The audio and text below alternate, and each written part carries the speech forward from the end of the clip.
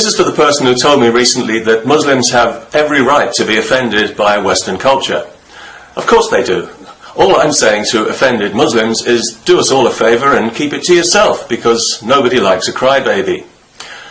But now I'm thinking that perhaps I'm wrong about this, and that maybe we should all be a lot more offended as often as possible to fully embrace this new culture of knee-jerk offence and give it every chance to work.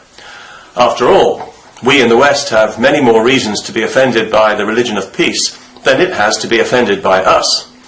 I'm offended by the very term religion of peace, which I regard as a far greater lie than any of the superstitious nonsense like about flying horses or angels in caves, and I think it should be prosecutable under the Trade Descriptions Act. Also, I find the Islamic attitude to women, gays, Jews and apostates to be really quite deeply and profoundly offensive. And I would like to emphasise just how offensive I find it, if I may. I find it mind-blowingly, soul-witheringly and unforgivably offensive. Where do I apply for my compensation? Now, I want to make it clear that I'm only offended by Islam because I'm offended by cruelty, intolerance and oppression. If Islam wasn't cruel, intolerant and oppressive, well then I wouldn't be as offended as I am.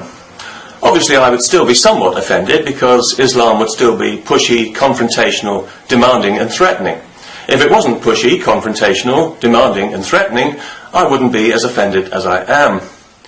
Obviously I would still be somewhat offended by the ridiculous hair-trigger sensitivity to criticism and of course the cynical manipulation of language. Who could forget that? So yes, I'm offended.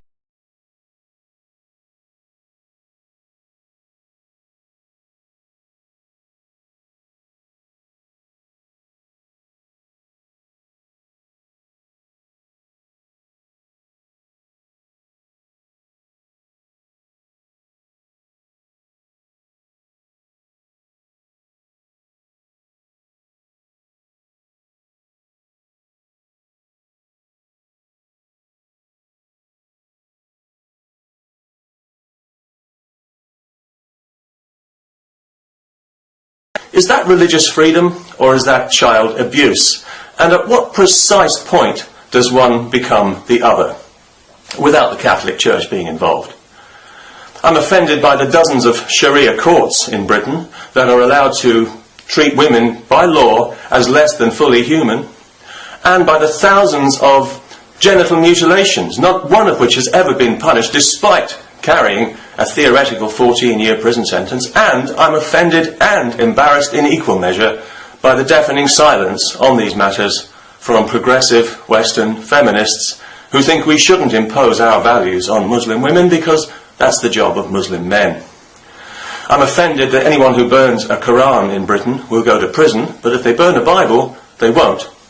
I'm offended when Saudi-funded Islamic schools are found to be using books that teach violence and hatred and are not shut down and everyone connected with them run out of the country on a rail. I'm offended that we allow extra unnecessary cruelty in slaughterhouses to accommodate Islamic superstition, and then we allow that meat to be sold, unlabelled and fed to children in schools without their parents' knowledge or consent, because we've learned the hard way that if we don't do things the Islamic way, there'll be trouble. I'm offended by that.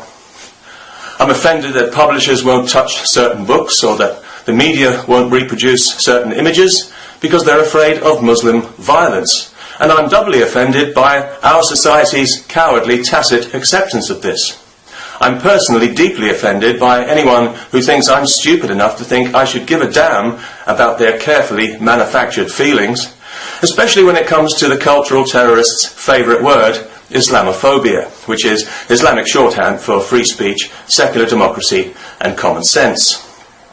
I'm offended that anyone who speaks up for these things is likely to be deemed an Islamophobe and by extension a racist, because Islam is a race, apparently, a race of quite diverse ethnicity, it has to be said, but if you point this out you'll be called an Islamophobe and a racist.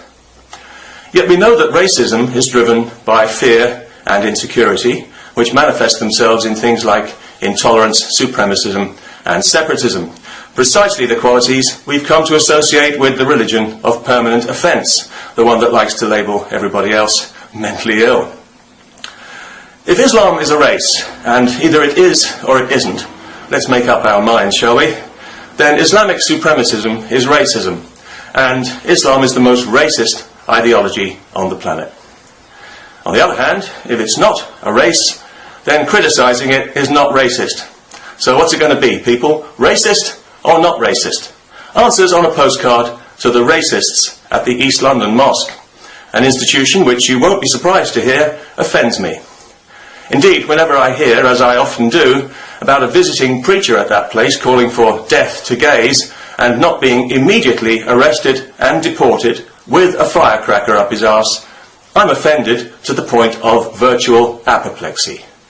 And I'm incandescently offended that Islam doesn't like free speech unless you're preaching death to gays and apostates, and then you can have as much of it as you like, in the sure knowledge that no Muslim, extremist or moderate, will call you what you are, a savage and a nutcase. But if you speak up for freedom, pluralism, equality, diversity, and genuine human rights, you're guaranteed to be slandered as a racist and an Islamophobe, and you are also guaranteed to be threatened with physical violence. I'm offended by that. And if you're not offended by it, or if you're pretending not to be offended because you don't want to cause offence, then you've got something seriously wrong with you. No offence.